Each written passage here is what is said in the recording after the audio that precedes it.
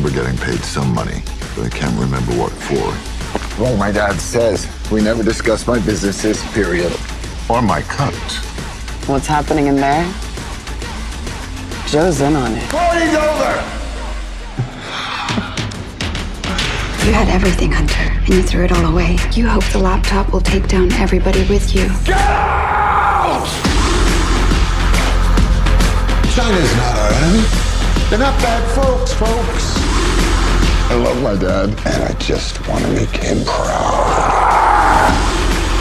I am the one who brings in all the deals. I am the one. Good boy.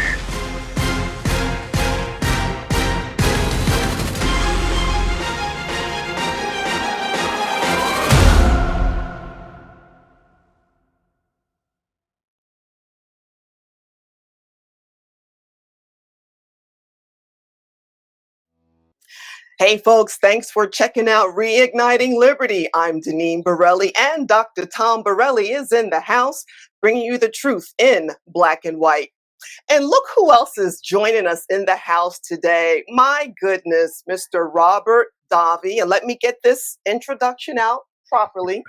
Award-winning actor, screenwriter, director, producer, and singer.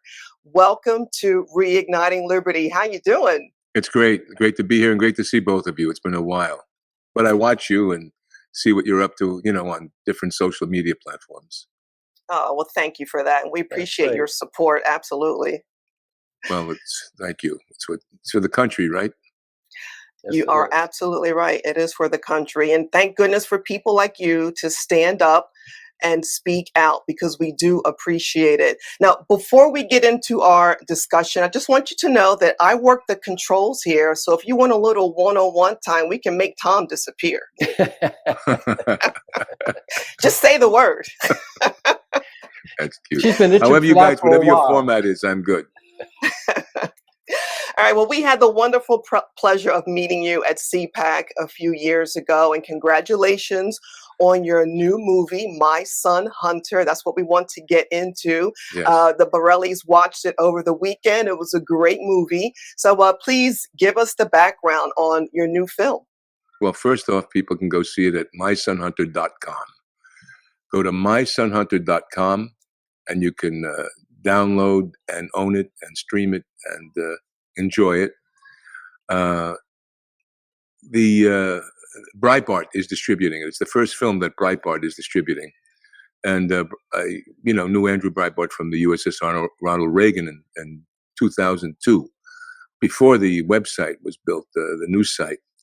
And always talked about the ensuing cultural stranglehold that the left has on America, and hence the youth and hence the population that doesn't dig deep enough into their own past or into the real issues, but are guided by the inflammatory sound bites and finger pointing by both sides of the House and Senate and both political parties. It goes on with both of them. And so my frustration is that people had not, or the left understands culture and knows how to message. The right has a difficult time with it in terms of their movies and films and TV. The Unreported Story Society, they brought you Goswell, and they brought you that FBI love affair. They sent me the script that they had developed with a writer, Brian Godswell.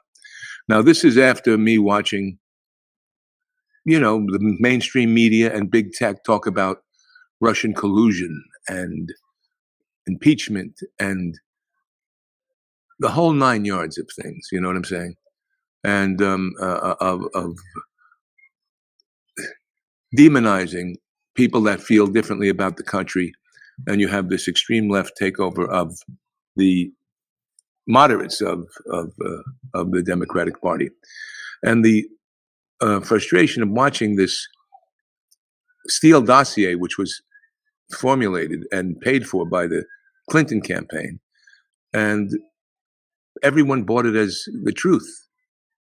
And here we have the Hunter Biden laptops that expose quite a bit, not just the the lifestyle of someone who has a problem with addiction, which the America is suffering from that because of, I think, well, both parties, but also the Democratic Party opening up that border again. I hate to put blame, but we have to put blame where it is. You can't have a border where fentanyl is pouring into the nation. There are more fentanyl suicide deaths and stuff, and it's going to get worse. And we see this incrementally happening. So this brewing in me, and having to be somewhat quiet because of wanting to have a career in Hollywood and feed my family. When it builds up too much. So this built up so much about the laptop being squelched and no one talking about it. Because I got this script back last summer, a year ago last summer. Started working on it with Brian and putting my input. They've asked me to direct. They saw a film I did called The Dukes. So they asked me to direct this film, which I did. And we shot it in Serbia. Lawrence Fox plays, as you know, the Hunter Biden character, brilliantly plays him. Great performance. Joe Biden is played by John James, who was in Dynasty. You have Gina Carano, who plays the Secret Service agent of Joe Biden. And then a young actress, Emma Gojovic, who plays a young girl who's a 25-year-old left-wing activist who works as a stripper to pay for her college education. And she's thrust into Hunter's life when he winds up at a strip joint, which then he invites her to the chateau for a big party. And actor called, he's a great face. He was a Nigerian soccer player, very famous soccer player. Told me, he says, Robert, I can play for millions of people, he says, but when I have to act in front of the camera, I get very nervous. And Franklin Aduyele, and he plays the bouncer put there to protect the girl, who later on, when she finds out that Hunter is Joe Biden, and she says, my life just got a whole lot more interesting. He helps her navigate her through the internet to find out who the Bidens were. And she comes upon, through his help, because the mainstream media doesn't show anything. He goes, you have to go to alternate routes. And finally, she says, what are you, white supremacist? He goes, yeah, kiddie, I'm the white face of I'm the black face of white supremacy, he says to her. And we unfold the story, but it's told, I like the film American Hustle, The Wolf of Wall Street, the Gucci film, where you have a real story, true characters, and you tell it with a bit of a satire. So for me, this is a satire, a dramatic satire, and you feel for Hunter. I didn't want to demonize the drug addiction, like I spoke about earlier, that's plaguing this nation. There are a lot of families. I had family members that have been plagued by addiction, and I did not want to demonize that aspect. But when someone is so vulnerable, how they can be perhaps, for whatever reason, send around the world to make deals with alleged influence peddling and bringing back, deal with the Ukrainian gas company, Burisma, deal with the Chinese Communist Party. I mean, it's quite, and to think that we've heard that the father never knew this. I don't understand the father and son not talking about, especially if you're on the same plane going to China together. I don't understand how you don't, well, who'd you meet with today? What'd they talk about? So this film deals with that historical significance of the laptop and just lets the American people see what they were not allowed to see. As we know, the FBI shut down FaceTime, and we have even Bill Maher came on his show the other day. People, and when we filmed this, guys, this did not. We didn't. The New York Times or the Post. No one admitted to the laptop. Oh, this was. Right. We were shooting. So I was wondering while we're shooting, right? I'm going, could this possibly, what's going to come out between now and the release of the film? And what came out is the that it exists and it was buried. So that's kind of the backdrop of this picture. Robert, I thought you did a really great job with respect to Hunter Biden's character. As you mentioned, you didn't demonize him. You brought out, the psychological background, the tragedy that his mother and sister died when he was very young, and then later in life, the tragedy of his brother dying, and also the pressure that he felt that he couldn't live up to Beau Biden in his father, Joe Biden's eyes. So I thought that character development was really fair and honest. And I think that brings credibility to the film, because it would be easy just to, do a full out character assassination, because the man has many flaws. But I thought you did a great job with really bringing all sides of, unfortunately, a twisted man. And I'm sure that was probably your intent. Oh, absolutely. When I got the script, I said, I don't want to do a typical, look, both the left and the right do films that kind of, it's like a Saturday Night Live skit against the other side, where the characters are caricatures, and it's done in such a way that it's just a nice little, hit piece on both sides. I wanted to make a work of art, because culture, whether it's art or not, I don't know, let the audience judge. Some people have said yes, but I wanted to make something that both sides can see. And especially, and people that didn't know. I mean, it's incredulous, Tom. And I also dealt with the, just so you know, the alleged, well, he did have an affair with his brother's wife. And that, can be but I even handle that with a different take on it that I got from his book, Beautiful Things. Because I have to, whether it was a propaganda piece on his part or not, these are his words. And I wanted to respect what his intentions were in certain instances. So it does, and it absolutely humanizes. And it's like I said, the performance by Lawrence Fox and all the team. I wanted to make sure that we had humor, but we had a more of a highbrow kind of humor rather than a go for the laughs. Just make it. It's like. Right now, because we have to bring it, it's like with Fetterman, who had a stroke. All right. So now the left is using that disability as a strength. Because how does Dr. Oz, who's a doctor, come out and attack a guy who had a stroke? And the addledness that they say Joe Biden has, how do we come out and attack him? Because there's elderly people out there and youth out there that see that, and it gets framed in a certain way. So that they try to box in conservatives. And now Hillary comes out and they talk about, and another senator came out and talk about that the MAGAs are like the terrorists. And, and this is something that's so important that I want people to understand this point in politics, or who's ever listening, that years ago in 2008, Barry Levinson, great director, did a film called Pollywood, which I was a part of. A lot of the actors in it were on the left. A couple of conservatives, me being one.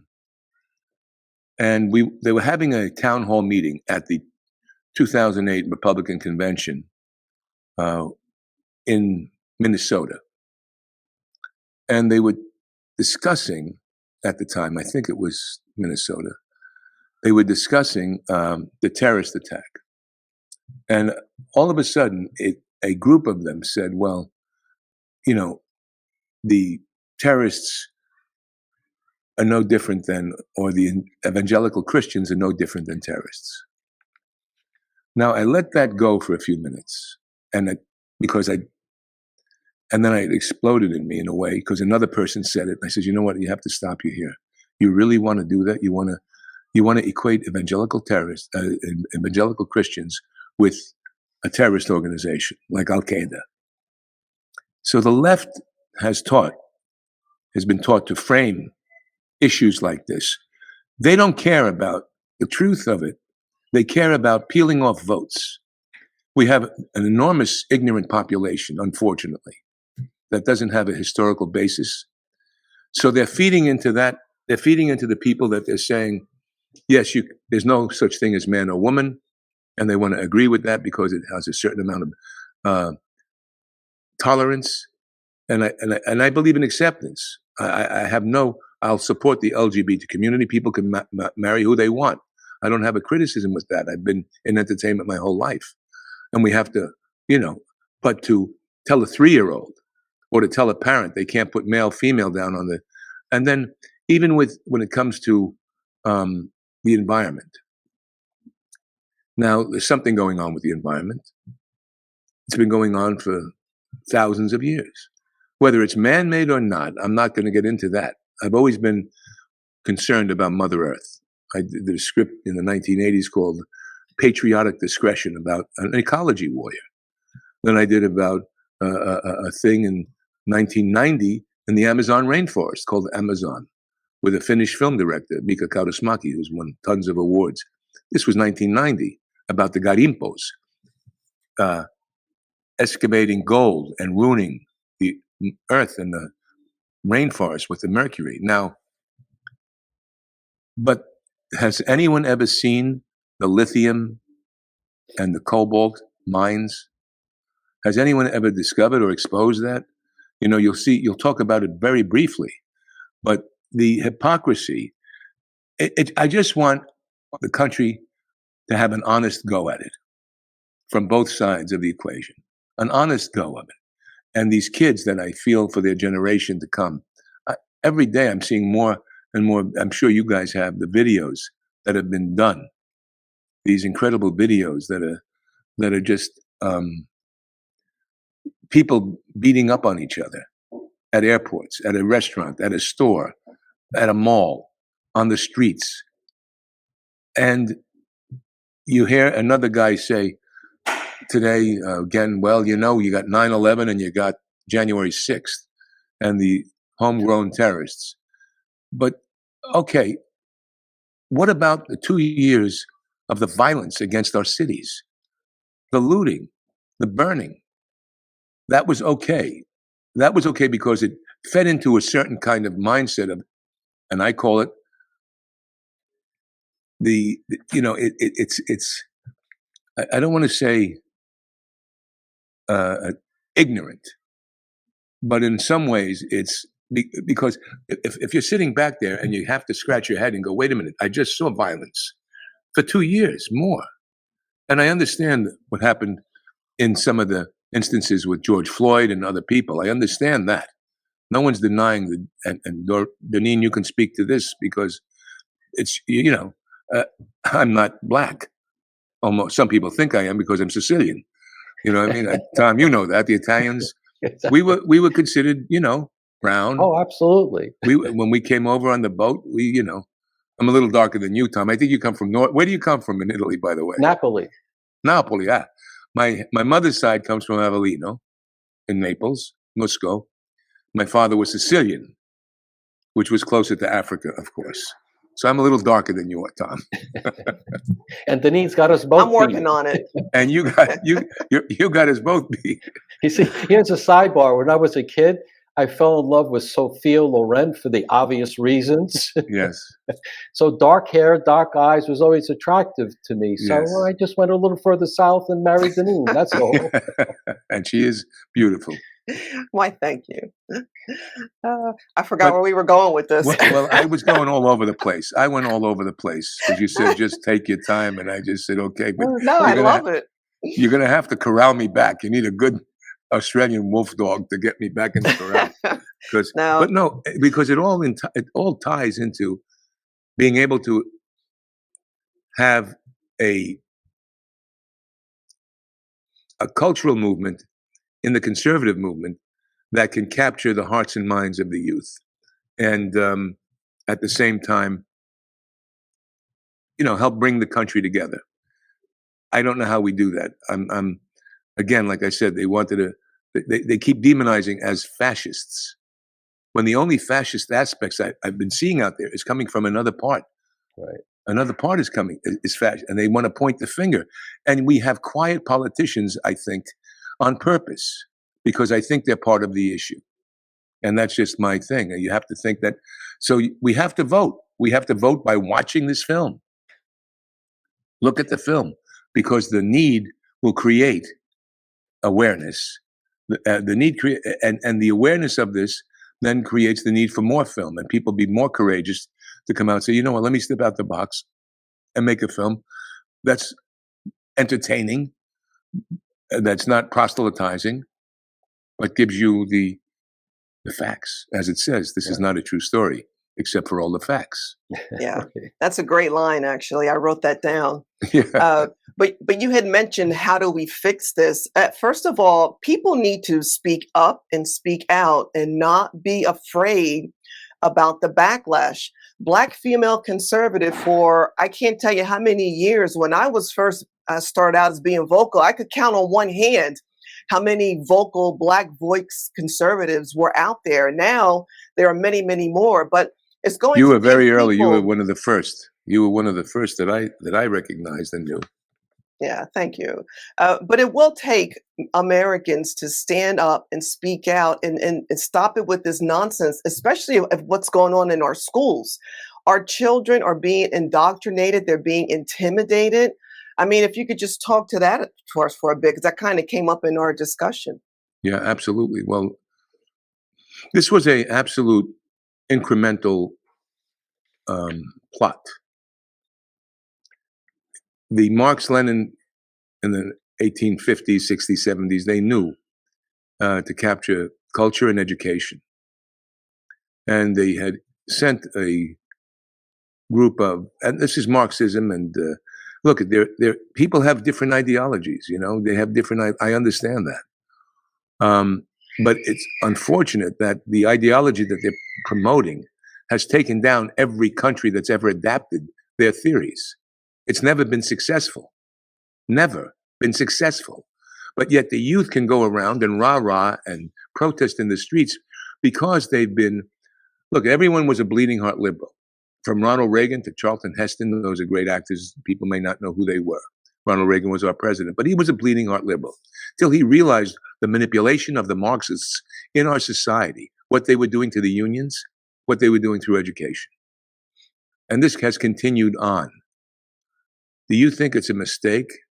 We're a Judeo-Christian nation. It was so nice seeing the Queens in Scotland. I was watching that, and they gave it was about faith. It was about the faith in their nation and how she was the defender of the faith. Today, we don't have that. I wrote an article a couple of years ago when it was Christmas time, before the 2016 election. And it was, Star Wars had just came out. And whether you like Donald Trump or not, that's up to an individual person. But he said, Merry Christmas. And everyone else, Hillary said at the time, may the force be with you. And I said, there it is right there, the battle for the soul of America. Merry Christmas, or may the force be with you. Now, I'm not denying anyone's beliefs or disbeliefs or whatever. But when they took prayer out of school and you make agnostic, an atheistic country without any moral compass, without any accountability, you lose everything. You lose everything. And that's what's happening to us. Yep. The leaders have made us lose everything. The people on the left, these DAs that have been inspired by Bill Ayers, Chesa Bodine, who was raised by Bill Ayers, guy in San Francisco. People funded by George Soros. And they want to put the finger, if you say something negative to Soros, somebody wants to say you're anti-Semitic because you said something against Soros. So they label everything to just pull us apart instead of pulling us together. And I always say this, when Martin Luther King died, and there was the funeral of Martin, like it, what we see today in a big, his was simple. It was a pine box pulled by two mules and a crate, and a wooden crate. And behind that were a sea of people. And I thought to myself, we're either going to pull it apart or we're going to pull it together. And it seems to me, now I don't know all the machinations, but we had a president in Obama who I met, who was a nice gentleman, who was articulate, who was white and black. I thought I don't agree with his policies, but I thought he would unite the country. And when he fell apart and his Justice Department fell apart, when the Ferguson event happened, I wrote about that. And that was the beginning of it. When he renamed Mount Denali in Alaska was called Mount McKinley for decades. It's the highest peak in North America. He renamed it Mount Denali. Now, McKinley was an abolitionist. He's against slavery. McKinley started the gold standard. McKinley was a Republican. He did many, many great things, McKinley. That's why he got that towering achievement of Mount McKinley. But President Obama took his name out. And I wrote an article again about this in Breitbart. No one said anything. I didn't hear the fervor in the Republican chambers saying, wait a second, why are we doing this? Here's what McKinley stood for. And I said at the end of the article, well, I guess this is the beginning. We're going to someday take down Abraham Lincoln and JFK. And this was 10 years or so ago, whenever he did that, more so. And look what happened. Look at the statues coming down, the misrepresentation. I did a film about Christopher Columbus. I did a lot of research, film with Brando. Well, Columbus didn't do some of the things they are alleging he did. This is then tacked onto him. So you have to know fact and fiction. Never had a slave. Columbus didn't have a slave. If he was guilty of anything, it was being, a poor governor, perhaps. But and the indigenous at the time, and we all love and respect the indigenous, but we want to think that everything is hunky-dory. We want to tear down the West that gave us the internet, gave us communications, gave us all of this. And we want to say the West is no good. The West is colonializing and the imperializing West in terms of the globalists and the whatnot. So it's a very complex soup that the nuance of it all. Right. The nuance of it all is so difficult, guys. Robert, one thing that also came out in the movie, which I'm so glad you brought it out, was the fact of how the media essentially covered up the whole Biden, lack of a better word, crime family effort, including the laptop. And clearly that was a huge story. You would think that some enterprising journalists would have been all over that, yet they circled the wagons to protect Biden, and now look where we are. How dangerous is it when the media doesn't do the job and instead protects a political party? That's the biggest danger, isn't it? It's something that fascist countries do. Not being able to expose the truth, or at least admit to it, and then explore it even more, but just demonize one side, create another. They create a smokescreen in terms of what might be happening. I mean, it's a very dangerous thing, because when you think about it, and until today, it's there in the film. Someone said, there was a critic on the film that said, yeah, as if Hunter Biden's going to go into a homeless encampment to get drugs. Come on, this whole film is ridiculous. Well, guess what, my friend, whoever said that, if you listen to this, I got it from Hunter Biden's own autobiography. And he was held at gunpoint. When he couldn't get his drug dealer, he would then go into these places because he was jonesing and he had to go get drugs. And he would go to homeless camps. He would go to these other areas that you can get drugs. Also, again, the diamond ring that he got from the Communist Chinese Party. All the nefarious, questionable deals he made. The thing with Devon Archer, where they left Devon Archer out to hang, his partner, who John Kerry was also involved with their company. Right. His son, Chris, not John Kerry, his son was involved. And his son dropped out and refused to take any money at a certain point. So there's a wide range of very interesting things. Our politicians are the Politburo of America today. And we shouldn't use violence. We should use education, culture, and voting. It's your responsibility. It's and the voting is clicking on to see this film. Make it such a huge success that Hollywood goes, what? Huh? They did what? Because it's a good picture. It's entertaining.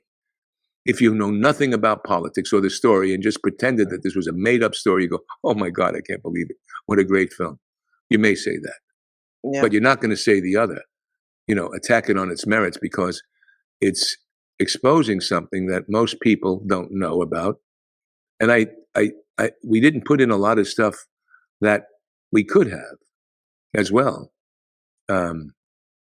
because I didn't want to go that raw, and it didn't need it. We had enough material here, and yes, the media is culpable, so culpable. People don't know. One person who saw this. You know the scene in the movie theater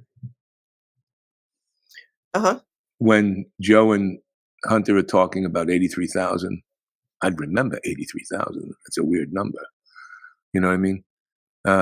Behind that screen, there's something playing, and only one person has so far said to me, "What's playing?" I'd like to know if anybody out there that sees the film at some point says, "Wait a second, that's a scene from what film?"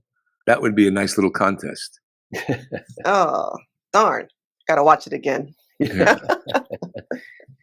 Oh, well, was there anything that you learned through your research that you were not aware of, that perhaps is not in the movie that you would like to talk about? No, it's all there. I mean, Okay. most of it's there. Even the finger painting or the painting. I mean, we deal with every aspect of what it is, and I knew about, like as Tom said earlier, about his life. It's got to be painful to lose your mother and a sister in a car accident at an early age. It's got to be terribly, heartbreaking. And then he lost his best friend, his brother.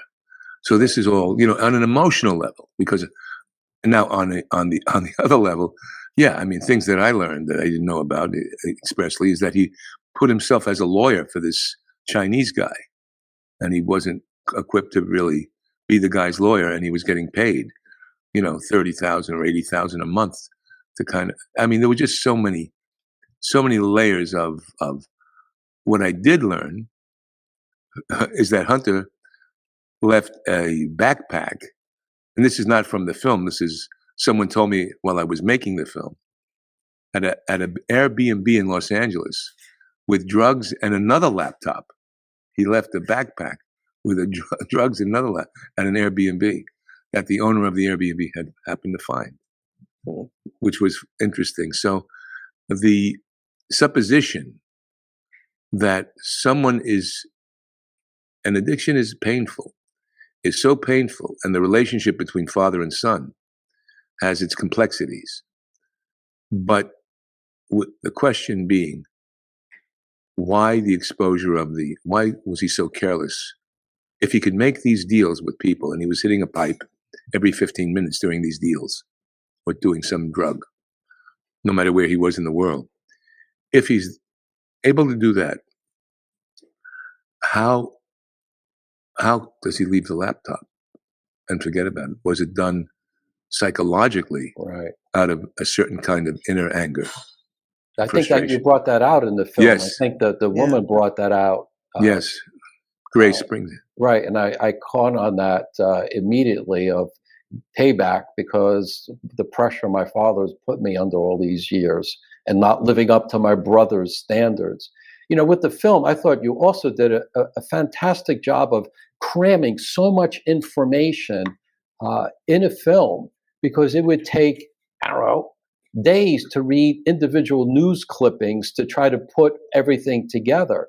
So in a lot of ways, the film is very thought-provoking, because you just lay information out, and then it's up to the individual now to think about what really happened. And what I'm so struck by all those events is just how arrogant the Bidens, and especially President Biden, is and was about engaging in such behavior.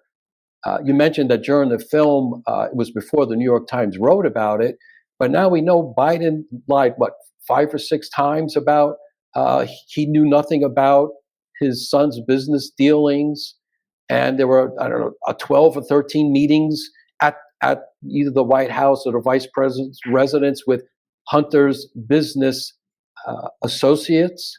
Yes. What strikes me is this arrogance that he was actually able to get away with this, even under the Obama administration. They didn't know Hunter was on Air Force too. Well, let's.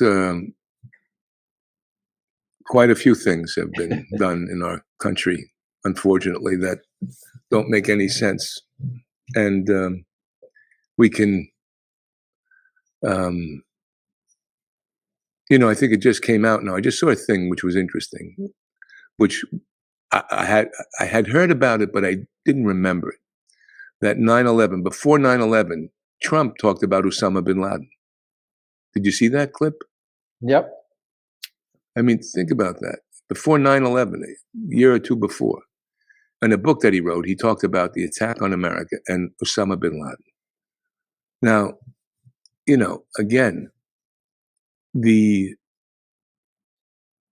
it's just we're in a political battle, and is it a globalist battle? Is it a left battle?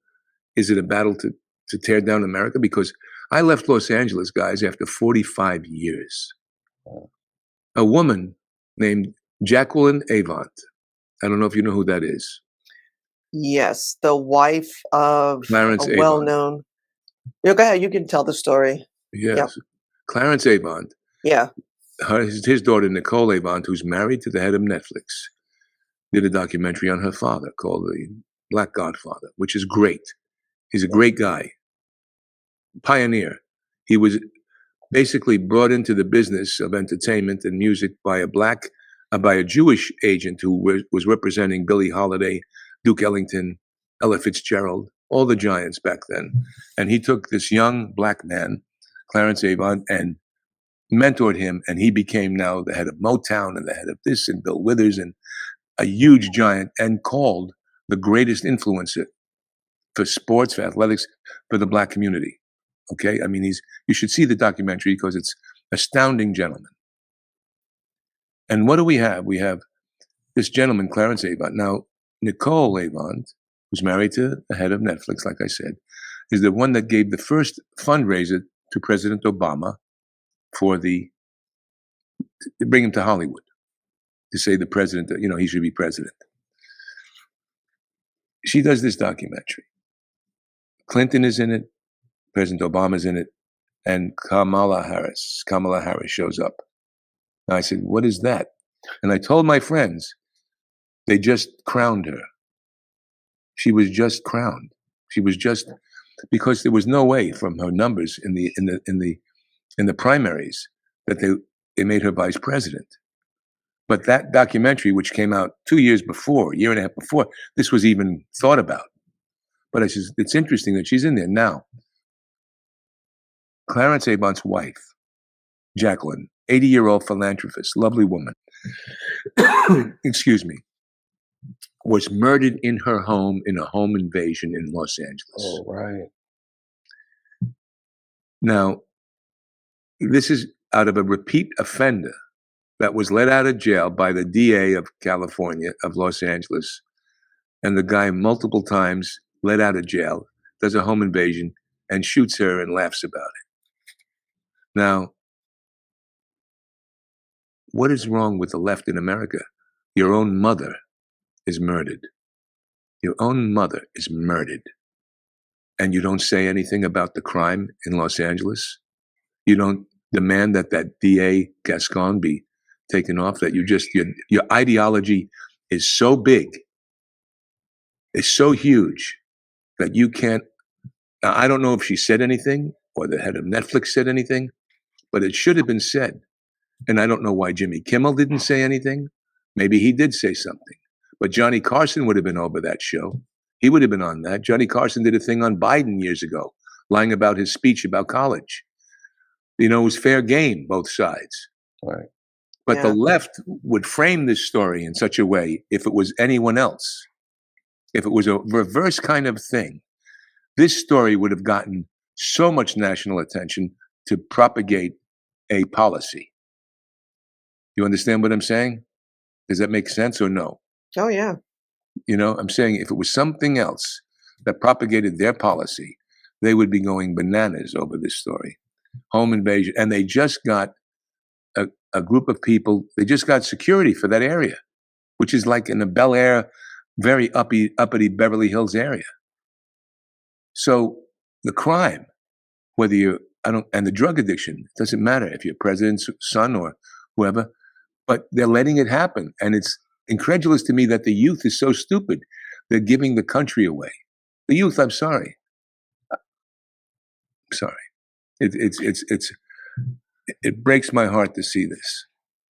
It No, breaks yeah, my heart to see it's terrible, and it is across the country. We see the videos of people homeless on the streets. They're fighting, just as you mentioned. Drugs, open drug use. Families can't even walk their child to school, especially in some parts of New York City, because the homeless they're antagonizing them and threatening them, and it is everywhere. And this all falls back with these big Democrat-run cities with their soft on crime policies. And what they're doing is just absolutely outrageous. And this is why a lot of people, just as you mentioned, you moved. A lot of people, if they have the resources to do so, they are leaving these communities. But we still are in America. And getting back to an earlier point I was making in terms of, I remember in the 60s, we would go to school in the 50s and we would say a prayer or a moment of silence and pledge allegiance to the flag. Mm. Yeah. It was black, white, Hispanic, Chinese. It didn't matter. We had a common e pluribus unum. We felt united. Now, kids could have differences on the field and get a little upset with each other, and didn't have the disrespect for authority or the teachers that they have today. Today, it's total chaos on purpose. It's on purpose. It has to be on purpose because they don't enforce. Well, you can't do that. You can't say this. You can't do that. And then parents will complain about that and discipline. Oh, what'd you do to my kid? And I understand that.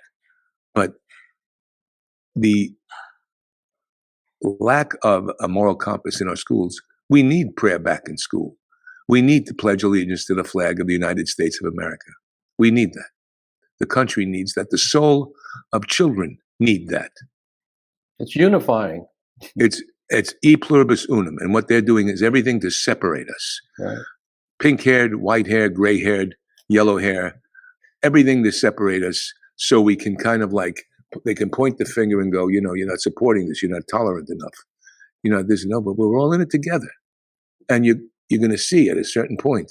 And anyway, it's we need better politicians. We need people that can talk. We need someone that can get the message out there in a unifying way, but in a big unifying way.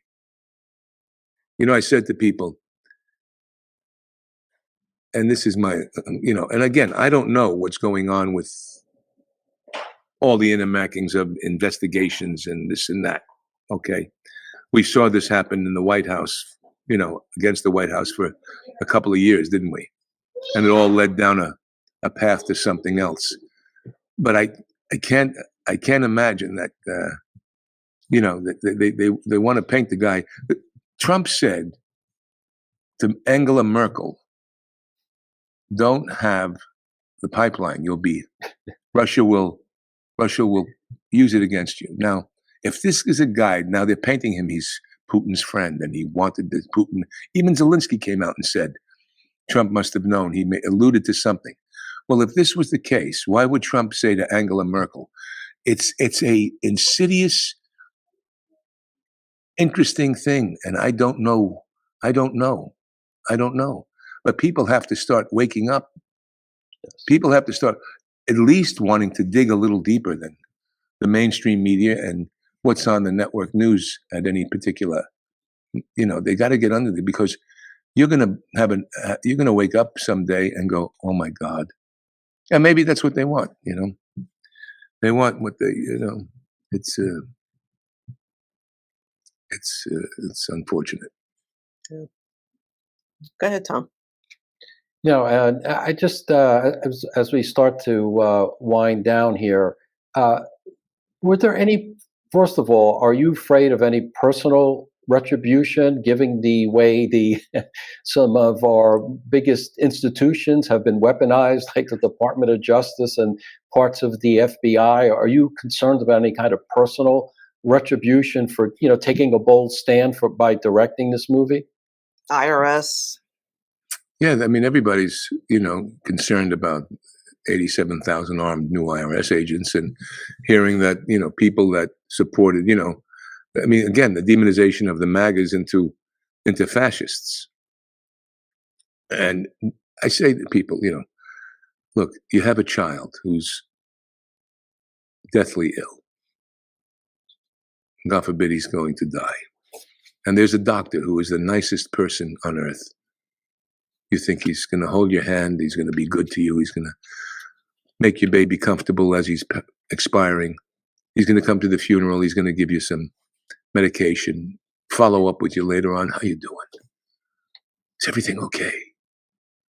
Or you have this belligerent guy who you don't want to have lunch with, maybe, or he rubs you the wrong way for whatever reason, and he's there's innuendo around it, blah, blah, blah, blah, blah. But he's guaranteed to save your child. I say, which doctor are you going to go for? Correct. Which doctor are you going to hire? That's what we're facing. And the idea that, it just is, again, I don't know what goes down and different things. I don't know, we look at it's in the air, the papers, right? What papers did he have? Aren't they, you hear big legal scholars say, well, he has ownership of those papers. And here you have the same people that are worried about Trump are going, they gave a pass to Benghazi. They gave a pass to Hillary's. Everyone knows these talking points, you know what I mean? But it's more than a talking point. It's an actual experience. So so what is fascist? What's fascist? Is it being honest to totally investigate everybody that is questionable in politics? How much money is being made? Did anyone ever talk about Pelosi? I know somebody just said she's like the Queen for America. I think Hillary said that. Look, she would know. I respect everybody, but do we have to have? Are we gonna just be so partisan that we can't even? My mother said, "Nobody's gonna tell you your face is dirty. Nobody's gonna tell you your face is dirty." My mother said that. What that means to me is, if the Democrats don't tell the Democrats that their face is dirty, right, or the Republicans don't tell them, the Republicans, that their face is dirty, but in a way to clean it up, not to destroy it, right, and not to make things up. Or the good FBI agents who are now turning into whistleblowers, or people in police departments pointing fingers and identifying bad law enforcement officers, policemen. We have to police our own, in every specialty. I'm trained originally as a scientist. It's up to other scientists to call out bad science, because otherwise it'll be just plain chaos, which we've seen. So you're absolutely right. It's up to each professional in their field to hold their colleagues accountable. That's the only way the system can work. Yeah, because otherwise it becomes, Mengele and the fascist state. Right. Well, this was an absolutely fascinating discussion. Any websites or social media platforms you want to mention? And please tell the folks where they can watch the film. MySonHunter.com. It's MySonHunter.com. And, November, there's a big vote coming in. If you have a candidate that you have vetted and you respect what they're saying to you, or you think they're better for the country, for America first, it's important you get out and vote. And then what's necessary is, of course, go onto that website, MySonHunter.com, and vote for the film in a way by purchasing it, and you download it and you own it, and then tell your friends. And it's entertaining. I mean, I can't tell you the amount of people that are enjoying the film. That's great. Really great to hear. So this is where I can hit click and Tom goes away. Are you game or no? All right. Maybe next time. What? Am I game? Sure. You want to talk? No. God bless you both. God bless you and your family, Yes, sir. So good to absolutely. see you and have you on. Thank you for Folks, having me on, Deneen. thank you. And please come Great back. to see you. Deneen, I will. Thanks. God bless Folks, you both. thank you. Robert Davi, award-winning actor, screenwriter, director, producer, and singer. Next time you come on, we're going to have you sing for me. Well, maybe we'll play something because I'd have to have the band. That's right. Well, thank you so much. Folks, thanks for checking out Reigniting Liberty. And remember, everyone has a role to play. What are you doing for liberty? Until next time. So I'll tell you what's going down. You know who I am. They told me you were VIP. Well connected to the government. What kind of a moron forgets to pick up his laptop at a repair shop? You're a Biden. Act like one. Everything he built, his life, I just ruined it all. I want to know everything that's on that laptop that can ruin my erection. My friends, it's time to party! Didn't you know I'm taking control? I make an appearance and I gotta go, cause I get them dancing with their hands up. Yeah, I walk in and they go bananas. I'm a bad, yeah. I'm an artist. And they're cheering my Tell me how I can help you. I don't deserve help. Oh, I'm so sorry. I've been through worse. You're the smartest man I know. Thanks, Dad. I just wish I could smack some sense into you. I'll never forget Corn Pop. He was a bad dude. No joke. Dad, we were talking about suffering. I can't seem to find anything but positive stuff on the Bidens. Who's the point man for the foreign policy in the Obama regime? Joe Biden. So it looks like you need $1 billion. So the obvious next question is, Where's Hunter? I can remember getting paid some money, but I can't remember what for. Well, my dad says we never discuss my businesses, period. Or my cut. what's happening in there? Joe's in on it. Party's over! You had everything, Hunter, and you threw it all away. You hope the laptop will take down everybody with you. Get out! China's not our enemy. They're not bad folks. I love my dad, and I just want to make him proud. I am the one who brings in all the deals. I am the one